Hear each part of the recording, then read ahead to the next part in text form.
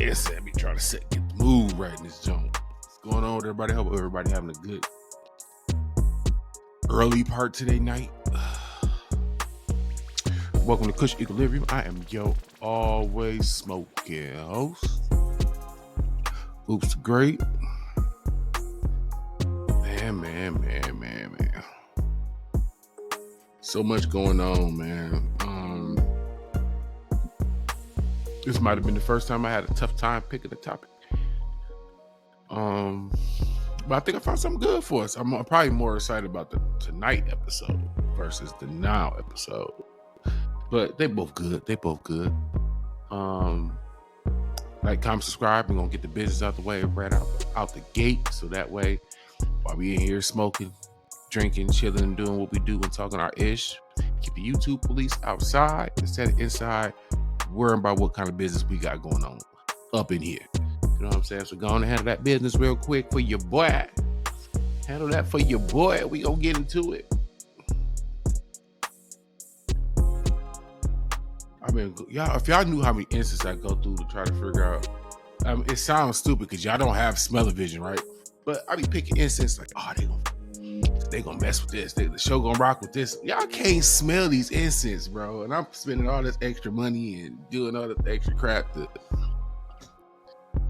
have properly smelling incense instead of the little 99-cent joints at the gas station. But you know, whatever. It's the effort that counts. So I be thinking about y'all when I go and buy 10 incense for like $4 or whatever. But let me get back on topic. For the show today. For one, y'all know I got the hood on because I ain't shaved. Y'all know I got that 5 head, 6 head. So you know what I'm saying. We gonna cover that up. So I feel like either going to the barbershop and letting them do their thing or going and clipping this up. But to business. We're kind of really what I've really been trying to do is get the final bow on the battle from different perspectives. If you're looking for a New York perspective, you're not gonna get it here. I made my point clear and I plan on standing on business with that. I watched New York get real funny in the way that they handled this battle. I unsubscribed from a lot of New York centric podcasts and YouTube shows because if once I see what you are and you something I can't rock with, TV off. It's over with. I don't have time at 41 years of life for the fakeness. Either you gonna call it what it is or nah. You know what I'm saying? But it is what it is. But I found an interesting point of view when it comes to the battle, right? And somebody who was big, really instrumental in getting the battle going, right, was none other than Gina Views. So, hold on, I'm queuing it up right now. I forgot to queue it up before I started the video, but I'm queuing it up right now. So just give me a hot little minute to get it to where it need to be. And then I'll tap y'all in on it. Where was I at? Right here. I'm sorry, y'all. I know we got this all queued up and ready to go. But here we go. There we go. I know it wasn't gonna take me too long. But we're going to react to Effective Immediately with DJ Head and Gina Views. Reason being, for one, again, DJ Head is the official voice of the West Coast, and Gina Views was kind of like the unofficial voice of the battle because she's been the one trumpeting for hip hop artists, rappers, whatever words you want to use. Get outside, get to the booth. In her words, rap. Stop crying and rap. So they did that, and I know she caught a lot of slings and arrows because it didn't seem like she was pro West Coast, I guess, or whatever. So we gonna hear that, and DJ Head's perspective on having to be that unofficial official voice of the West. So let me tap y'all into the screen. You smoking, light it up. You drinking, pour it up. So let's get to this business. Let's get to this business. Let's get to this business. I'm holding y'all up. Y'all might be trying to get some cutty. Y'all might be trying to get some cutty. Get this over with for y'all. Oh man, let me get my lighter. Lighter go. I'm smoking today. I ain't got my toothache on. I don't have no. It's not bothering me. So, you know what I'm saying. I rock with y'all. Y'all be my. Y'all don't realize how often y'all be my peace. So when I get a chance to sit here and talk my ish with y'all and smoke and go over this hip hop, I really do be enjoying y'all time, man. And let's get to it. Shit. Oh, hold on. Gotta throw the ears on. Gotta throw the ears on.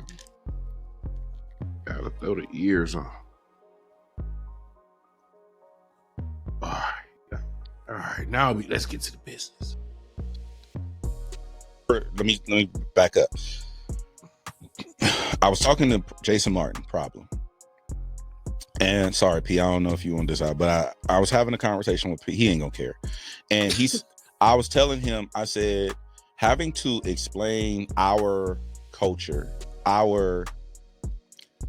having to explain our culture to people they're not from here, they're not from Southern California, they don't understand it, they don't understand a lot of shit. They don't understand the Mexican shit, why we fuck with Mexicans. They don't understand, like, they just don't get a lot of our stuff. Yeah.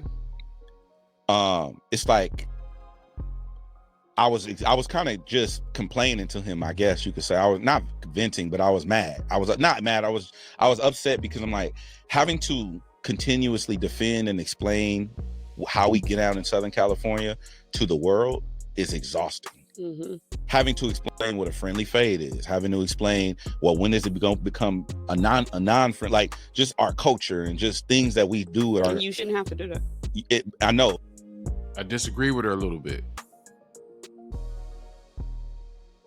I mean, I get why she said that, because that sounds like a very big burden.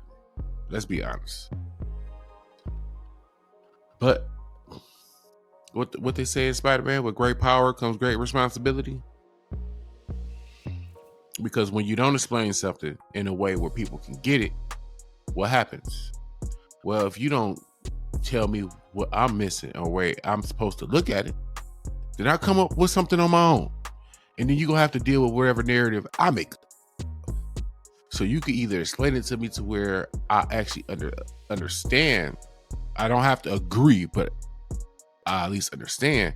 Or we could be the Wild Wild West. Everybody come up with their own narrative and we deal with it accordingly. But you can't then complain after the fact, like, you're saying this and you shouldn't say that. You should be careful with how you word that. Well, you didn't want to offer any help with the process of knowledge and understanding things. So what did you want me to do? If you force me into a position where I'm naive about a specific topic, and obviously as a person, you don't want to be naive, what you going to do? You going to create your own narrative, or you going to run to another source that's just throwing out anything, and you going to take that as gospel. So you can either be okay with being responsible with putting out the truth, or you can accept the lie because you chose not to do what you're supposed to do as a voice of the West. That's my viewpoint on it. That's my viewpoint on that. That's like being president of the United States but saying, hey, I don't want to be responsible for everybody. You're the president of the United States. It comes with the job, sir. But it's exhausting. Mm-hmm. And so he said, you know what, Head? He said, people just ain't never gonna get it, and I'm just okay with that at this point. Yeah. And I was just like, damn. So that's now, I do understand that rationale too, because I've had moments as an adult when you've gone about explaining stuff so much to where it's like, you know what, You just dumb. You're not gonna understand, and you just don't want to explain nothing no more. You just over it. Like, man, all right, think what you want to. And it just sound like DJ Head at that point. Like, all right, think what you want to. And if that's where he at, that's cool. But don't be mad when people are putting out what he calls false narratives. You didn't want to give me the information I needed to make a rational choice or have a rational opinion. Think about it, if a person in the desert and they thirsty enough to drink the sand. That's a real thing. That's the ideology I've been adopting. And then I was re-triggered when I saw people responding to the GoldenEye record from Ray Vaughn. He's like, he dropped another bop like the whole era record. No, those records are totally different. But they don't know that. Those totally different. They don't understand because they don't understand, like they don't get it. Yeah. And so I'm just like, damn, it's never going to be a world where people understand it. And so now I'm just completely logged off. Like, hey, bro, anybody think all those Ray Vaughn albums are the same? You crazy. What's the same is the energy. They all have that aggressive, I'm gonna come at you, I'm in your face aggressive energy. Why? Which is why me and I'm assuming a lot of y'all love those albums or records. But the way he went about all of them different. They are all different. I just want to be clear. It ain't for you. You don't get it. But I don't like that these people who are in different positions discount it because it's our stuff. Just the way they do GNX. GNX by far, this nigga's doing stadiums. GNX is the best rap album that came out last year. GNX by far is, if not my favorite, it probably is my favorite Kendrick project ever. Before it was Section 80. No, GNX is Kendrick's best album. But most people who are music critics don't understand it because it has a certain sound and sonic and texture to it that they don't resonate with or they can't relate to. And I relate to that because certain things I can't relate to, I don't fuck with. And just because you can't relate to it doesn't mean that you should shun it, put it down. I look at it no different than I have certain people in my life who are like into certain things. I'm not into that shit. But I don't put it down just because I don't understand it. Yeah. It's just different. Yeah. And so I look at our music the same way, and I didn't like that Ray Vaughn was getting critiqued in that way because he's doing a certain style of music. No, he needs to do some real hip hop. Well, what the fuck does that mean? Ray Vaughn needs to get, and this where because I want to avoid being frustrated, because when I'm frustrated and frazzled, you can see it. Yeah. I start shaking and shit. Look like a little the airhead. Little airhead candy just fucking explode. But me and Reason was on Spaces with Rory and Maul. And oh yeah, I will. We were talking about the whole situation, and I said straight up, Ray Vaughn didn't lose. Yeah.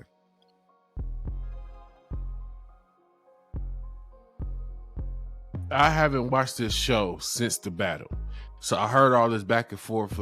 Like people were making this sound like Gina Views was just straight up out here, just dissing the West. Like these West Coast can't handle this East Coast pressure and yada yada yada yada. I'm like, what? So I'm like, all right, you know what? I'm gonna chill off. I ain't watched the show. This is my first time watching it since.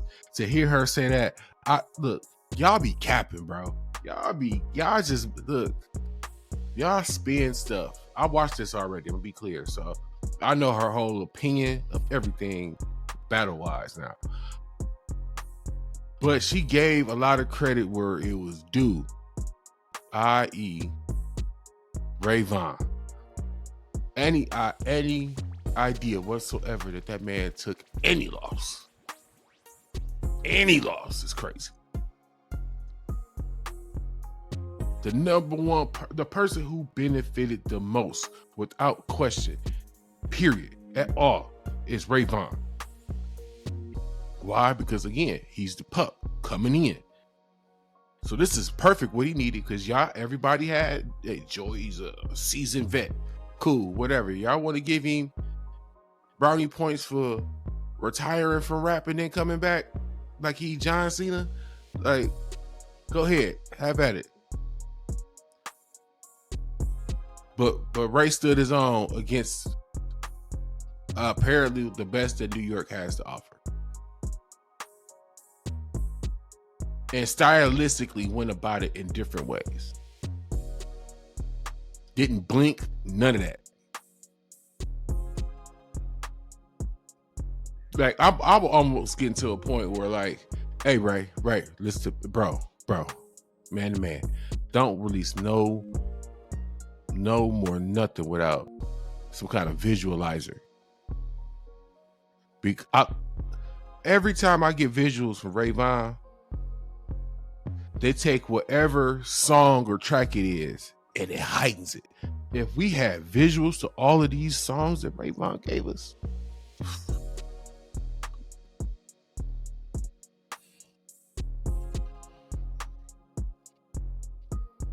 he didn't lose. Yeah. So explain to me how he won. I'm not going back and fifth with nobody. Like, I'm not going back and fifth with. Hold on. So explain to me how he won. I'm not going back and fifth with nobody. Using that. Using that. I'm not going back and fifth with nobody.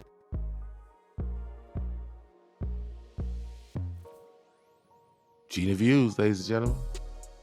Like, I'm not going back and fifth with nobody. Yeah. Like, that nigga did not lose. He was rapping. Rayvon is not getting the credit that he deserves for being the most versatile in this whole battle. Thank you. And low key, Rayvon was an underdog. Was underdog. Like Rayvon is relatively a new. Joey Badass was on a freshman cover from. I don't remember what freshman cover that was. Yeah. Like, he's not a new artist. He's a seasoned veteran rap. He got 2 platinum records, I think, and a gold album. Like, he's not a new nigga. Rayvon dropped 3 tracks and none of them sound the same. Right. Crash Out Heritage was soulful. Yep. Whole Era was a bop. And then what was the last one? GoldenEye. That was that real gritty rap shit, the shit that he does. Now you Y'all hear it? Oh, okay. can see his pen right. That one dropped 3 tracks and none of them sound the same. Right. Crash Out Heritage was soulful. Yep. Whole Era was a bop. And then what was the last one? GoldenEye. That was that real gritty rap shit, the shit that he does. Now you can see his pen right. All y'all little haters that said I was giving Rayvon too much credit. Yeah. Speak up. I'm telling you, Rayvon gonna benefit so much more from this battle. Now, I'm not even just talking about now. I don't want to be narrow-sighted. This is not a now thing. This is for his career. So all the other rappers out there, MCs, it's like, oh, who's this young buck? Hey, he going it. I wouldn't be surprised we look up this summer and he got 1 or 2 top tier features from somebody else.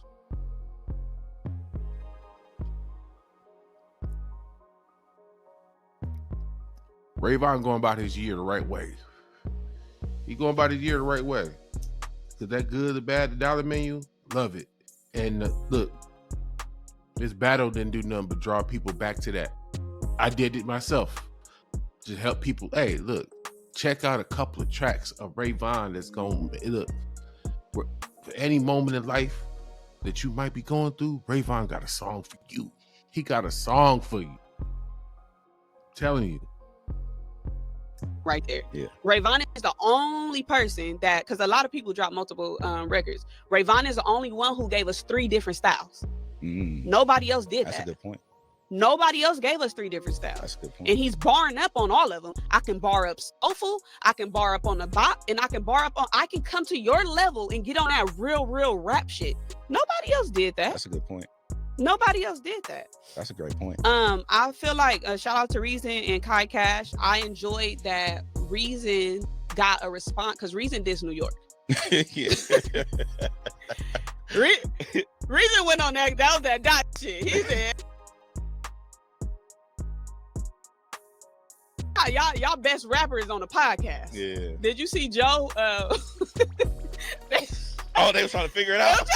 But Joe was like, hey, crazy thing though, right?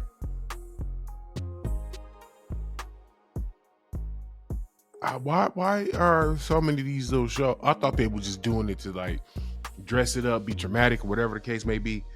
But they really was puzzled about the Joe Budden line. How did you not know the best rapper in New York is on the podcast? Listen to the next line. Clearly, that's Joe Budden. Like he didn't leave a cliffhanger. He didn't leave you wondering. I don't feel. Y'all can tell me, but I don't think he left us wondering what that is. I'm gonna finish up this little segment. But y'all should definitely check the show out. But let's finish up this little segment. Like, nigga, he talking about me, and they was like, okay, but Mace has a show. Yeah. What's the Jadakiss has a show now? Like they was. Ain't nobody talk about Mace. Maybe Cam, but definitely not Mace. Naming everybody, but I feel like reason not getting credit for, because I feel like the people who responded that day from New York. Oh, shout out to CJ Walker. CJ Fly. Shout out to CJ Fly. I'm sorry, CJ Fly. No. We gonna skip past that part.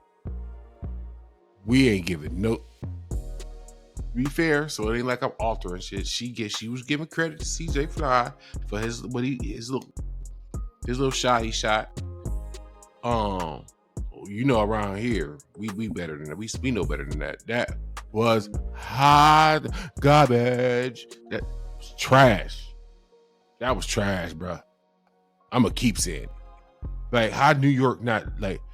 Remember what was the halftime performance? Like, scorekeeper, deduct one life. I feel like that should have happened to New York. They should have lost a point. Like, that was hot garbage. It didn't matter if I played that forwards, backwards, playing with maracas, none of that. That was terrible. It was a terrible performance. So we're not gonna give him no credit. Drop 2. Yeah. Because that was hard. And CJ, he is also somebody who shouted us out in his freestyle, and he used the audio from our show. Yeah. But yeah, this was great, man. This was great. I know we leaving some people out, and I want to make sure that I don't leave nobody out, because y'all on y'all last motherfucking string with me, because I'm about to start blocking niggas talking to me crazy. Well, okay. We know where they at on that.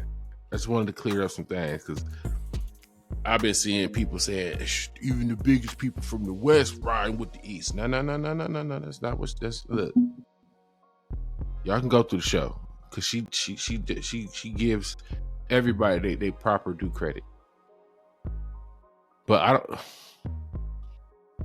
I think this is naturally in us to have to declare at the end of anything a winner and a loser. However anybody feel, I'll let them come up with it. I don't have a winner or a loser, really. I mean, not just one outright. I feel Rayvon won the most, because this is gonna benefit him not only now but in the future, because now he's proven his mettle. You know what I'm saying? He going about things in a way to where you develop, you earn stripes, you get you some war wounds. You know what I'm saying? So he getting them, and this is the process that we didn't see from Drake that pissed a lot of us off, because he was just like dropped on us. We didn't see grind time. He was already kind of like, he wasn't the dude, but he had a big enough name to where I don't never ever really recall seeing his little dog moment. Like, we get to see Rayvon come from his little dog moment to, hey, put some respect on me. This makes you want to buy into an artist a lot more when you can see they come up. I want to see you'll come up, you'll rise, where you might have stumbled at a little bit, had to adjust something, whatever the case may be along that journey. I want to see it.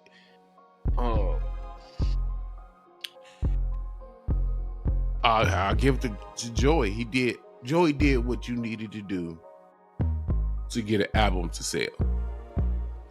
He got his album rolling out, him and his lady about to have a child, and they on the cover of magazines and whatnot, and that's cool.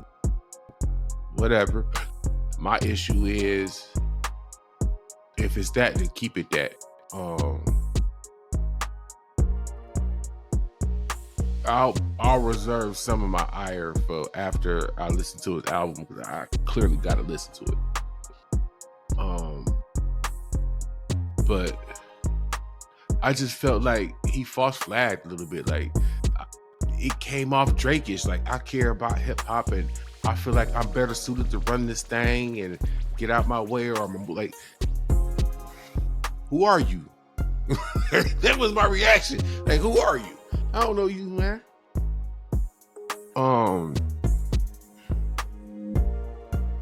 It came off really generic. Like, I knew, like, you know how you have somebody come around you, and for whatever reason, you can feel their ulterior motives, but you don't know what the fuck they are yet. Like, I can't trust you. There's something up with you. I don't know what. Something. Yo, I gotta keep my eye on your ass, because you're gonna be a motherfucking problem in my life. I see that. Like, I always felt that as soon as he popped up the beginning of the year, like, this nigga saying he back and nobody asked for him. So he making no sense. So I'm gonna definitely check out his album, and we gonna talk about it. We're gonna definitely talk about it. What else I got for today, man? I feel, all in all, I just really wanted to make sure we had a clear understanding, because Effective Immediately is a show that's getting to a point where their place really matters. I see them eventually becoming, they're gonna be like the West Coast Breakfast Club eventually. I think maybe a little more credible on the hip hop side, because of how much Gina really she has a genuine love for music and DJ's direct contact with music, as well as the artists in the music industry. So I don't know, we shall see. But as they grow, as they are growing, because they're growing right now, their presence and what they mean is growing with them. So people gonna sit around on their hands waiting and seeing what they say from here on out, or how they react to stuff from here on out. So now their opinion is gonna mean so much more. So I'm interested to see how they deal with that dynamic, because DJ Head just explained, like, it's frustrating to have to explain our culture on the West Coast as much as I do. It's maddening. It's only gonna get worse. It's only gonna get worse. So we gonna see if DJ Head or even Gina Views, like, feels the weight of that. You know what I'm saying? To where, everything you say is worth clipping now because of who y'all are. It's nice to see how they view everything overall. I still got some differences with the way DJ Head looks at some stuff, but I can at least understand it. That's all I ever be wanting. I don't have to agree with you. I just want to understand it. But that's all we got, man. That's all we got right now. I just want to get that West Coast perspective out there, because I feel like it was lacking. And I know not a lot of people have really caught on to Effective Immediately yet. Checked out the whole show was actually good, so check that one out. It's gonna be in the descriptions. I think that's it. Let me get this chopped up so I can get this to y'all, because I definitely got to work on the night show. The night show it's gonna be I might have to drink on this one. I might have to drink on this night show. But I'm Oops Great. This is Kush Equilibrium. Appreciate y'all pulling up the smoke with your boy while we talk our ish about this hip hop thing. So I get at y'all, man.